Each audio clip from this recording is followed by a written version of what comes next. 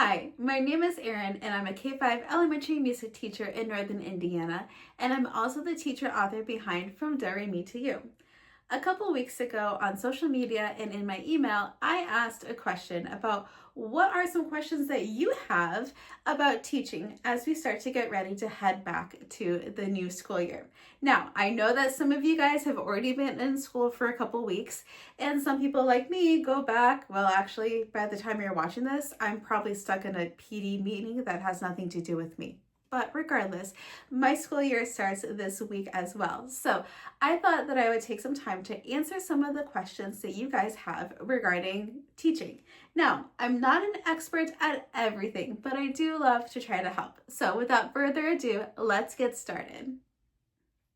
All right, our first question comes from Mario from Mr. B Music. I'll put his handle up here. His Instagram channel is absolutely phenomenal. He is so real and authentic and inspirational, so I encourage you to check him out. But Mario asked how to assess students, and that is a great question. Assessments can be really challenging because we see our students so much less than a regular classroom teacher, and we want to spend as much of our time as possible in active music making or musicking. So first off, you need to see what is required by your district, and every district is going to have different stipulations for report cards and grades. If you are in a district where you have to have grades for multiple content areas, that's my cat, by the way, you're going to have a more strategic focus on assessment versus a teacher like in my district where my music grades are more participation based or general content knowledge and only twice a year at the end of each semester. But that doesn't mean you should not assess your students. You absolutely should be assessing your students so you can inform your future teaching.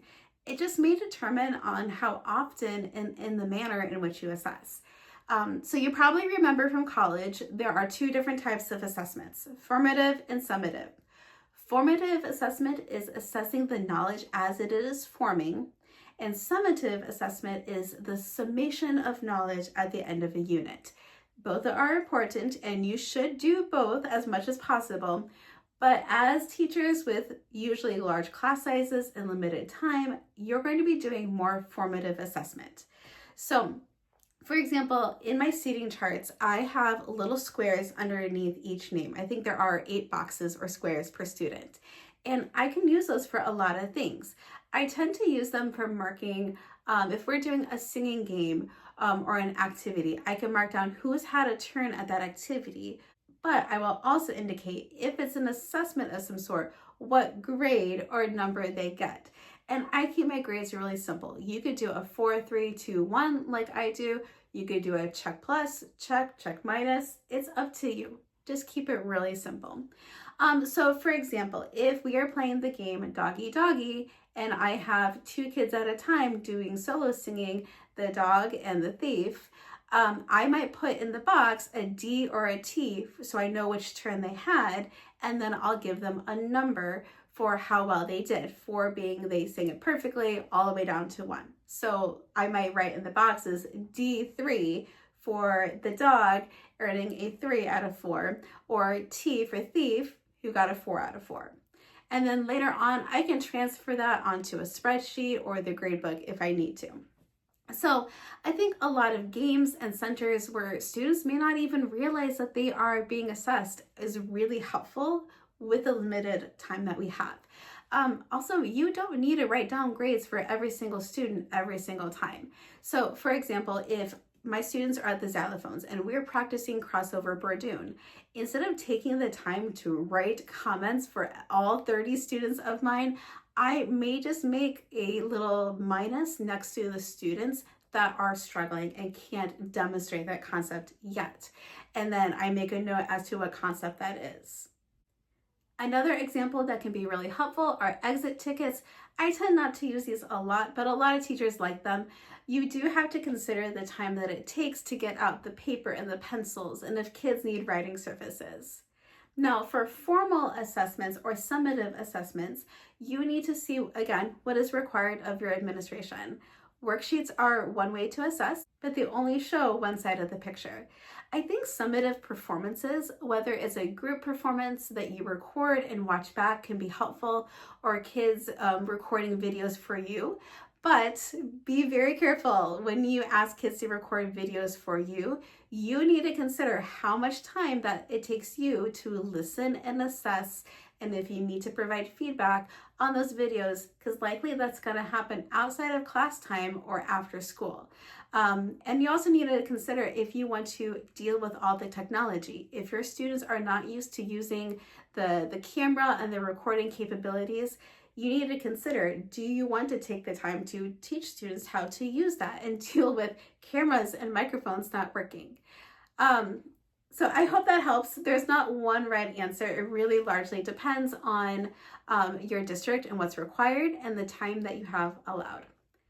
Okay, the next question comes from Erin from the Sunshine and Music blog, and I will put her Instagram handle up here, another fabulous account to check out.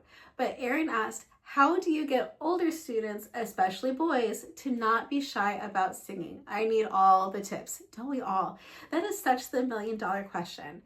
So first, when I posted this on Instagram, someone else commented with their thoughts, and I absolutely loved it. So I'm going to share what they wrote first. So this comes from SJF Deep Music, and she wrote, don't expect huge numbers, but I've been getting more boys in my choir since I've been more proactive in September at debunking the myth that girls are better singers and sharing inspirational examples of amazing young male singers like the Vienna Boys Choir, or more modern examples like the PS22 chorus. Absolutely. Remember, physiologically speaking, boys have stronger and thicker vocal cords than girls. Girls just tend to practice more. So continue to inspire and encourage those boys. Make it fun, enter competitions, give incentives, and watch those numbers climb from 1 to 2 boys to 5. As for older kids, if you can recruit them young and keep them interested, inspired, and motivated, then you should keep them. Never all of them, but your numbers will go up. Hope this helps. And I absolutely 100% believe and agree with all of that. It's just like in band, we talk about how flutes are not just for girls and tubas aren't just for boys. And the same thing goes for singing. So the more modeling they can see of male singing, especially of kids singing, the better. I will say in general, it's also a class culture thing. So if you teach K through 5 and you start them really early with singing, with solo singing and arioso, and just developing that confidence, that is going to help you and your students so much in the future, in the long run. However, you will always have some students that never sing at home, or singing is frowned upon, so they're apprehensive no matter what. And you're going to get new students who transfer in that don't have the same experience as your other students. And no matter what, kids get more self-conscious as they get older. And that really stinks. But think of it this way. Music is one of those few classes where mistakes are often public. If you get a question on your math test wrong, no one knows that except for you and the teacher. But if you make a mistake in music, everyone hears it. And if it's a mistake with singing, like a boy's voice cracking, that's a personal mistake. That was their own body making a mistake. At least that's what they feel like. So just understand that it is a natural part of kids developing self-awareness. Now, I also like what the commenter said about making incentives for the boys. And sometimes if you are able to recruit just the right boy, they're going to do the rest of the recruiting for you. So I remember back in my very first job teaching at a Catholic high school, I did not have a lot of support in recruiting for my choir. That's a whole nother story in itself. So there were some semesters where I had no boys at all, but there was one semester where I had one boy, and not only did this guy sing well, but he had no qualms about being the only boy in choir. And I don't mean that in a bad way. And I remember that we did almost like a show choir version of Sit Down, You're Rocking the Boat from Guys and Dolls. And he was the feature of the song, and he ate up every moment of that. And I think that some of the other boys that had been in choir and then weren't able to be in it, or kids that like to sing in the liturgical choir and things like that, they wanted to join and be a part of that fun. So the next semester I had 5 guys, and yes, they called themselves the 5 guys, like the restaurant. And it was great. So feature your boys, give them extra incentives, and hopefully that will help. All right, on my email, Avery asked, how should I set up my room? Rows, circle? Do I ask for those Wenger flip forms? And again, I like this question because there's not one right answer, and it largely depends on your space and your layout, as well as the number of students that you have in each class. So I have seen Texas-sized music rooms where there's literally an open floor space, and then a seated area over here for instruction, and then all of the xylophones, plus closets, plus offices. And then I remember interviewing for a music position that literally was a closet off of the gym. So it really depends on your layout and your space. So if you have the room for Wenger flip forms or risers and you have to store them in your room, go for it. You know, that makes it easier for certain kids to see.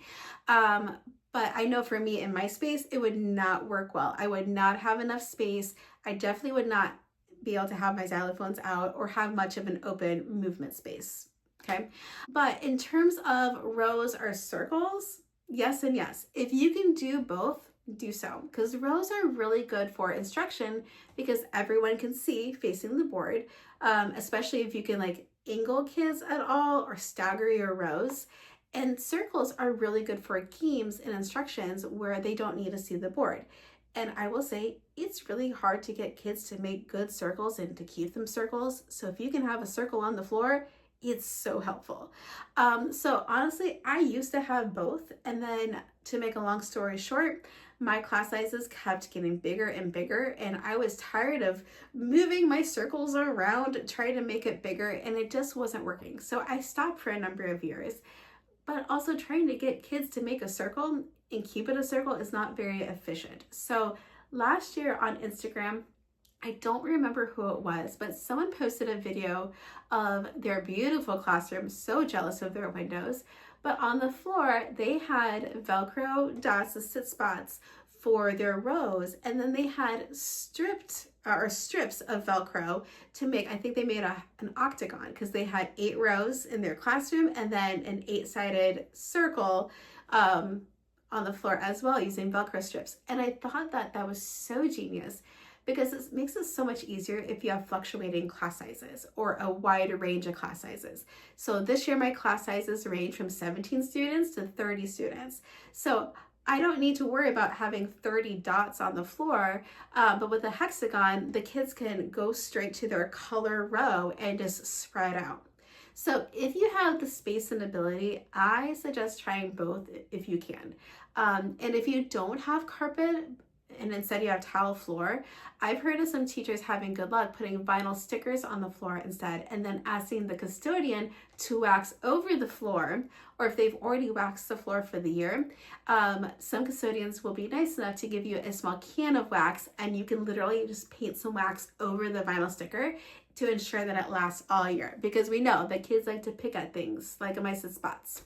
So hopefully that helps. Long story short, try to do both if you can. Okay, the last question comes from Samantha, and she wrote, my principal wants dates and themes for all my programs like now. They have not had any programs since COVID, and almost all the staff is new, so they are completely open, and I have no idea where to start. I remember starting in my current position, and the principal said that there were no standing traditions around music performances as to which grade levels performed when, and themes and dates. And then there are some schools, like my first elementary school, where there were very treasured traditions. And no matter how many times I said winter program, everyone called it the Christmas program. So first, you need to think about your performance venue. Is it at your school or another building like the high school? You need to think about how many students you can fit on the stage, how many parents will fit in the gym, what is the parking situation like. So in my very first school, it was a small school, population-wise, but a very big gym space. So my students performed on the gym floor. The parents sat up in the bleachers of the gym, and all the parents could see. We had plenty of space for both the parents and the students. So we had lots of space for a stage platform, movement, xylophones, everything. In my current school, we have a stage. It's really lovely. I like it a lot, except it confines our space a lot more. So I used to do 2 grade levels at once for 2 of my 3 performances. But 2 grade levels was a little bit too much on stage, especially when I put my 4th and 5th graders, my biggest kiddos, together. They were cramped. And I'm pretty sure we were over max capacity in the gym, and the parking was an absolute disaster. So after 2020, when we were able to do performances again, I went down to just 1 grade level per performance, even though that meant more shows for me. But now my students have a lot more flexibility and freedom on the stage and on the risers.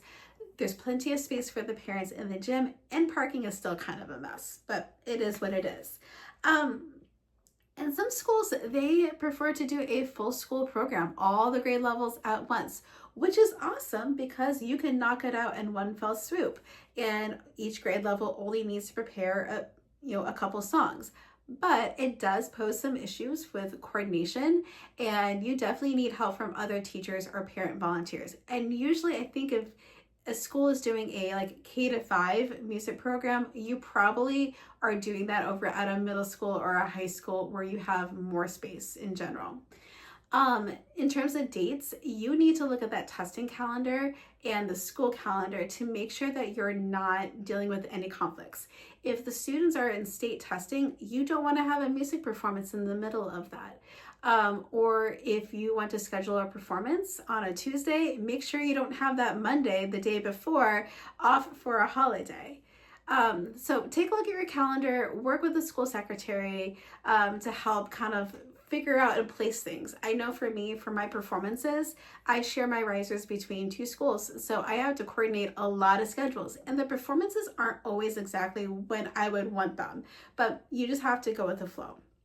And then when it comes to types of performances, you need to decide what you like to do. Do you want to do a more traditional reading as narration and singing songs versus like an MTI or a John Jacobson type musical? That's going to depend on what type of help or volunteers you have. And then you have to look at considering what you like to do. If you like folk dancing, try a folk dance night. That's what my 3rd graders do now, and that's our new tradition. Also, if you know that certain grade levels focus on something that's really big during the school year, why not piggyback off of that? Let's say your 5th graders do a big unit on American history all year during social studies.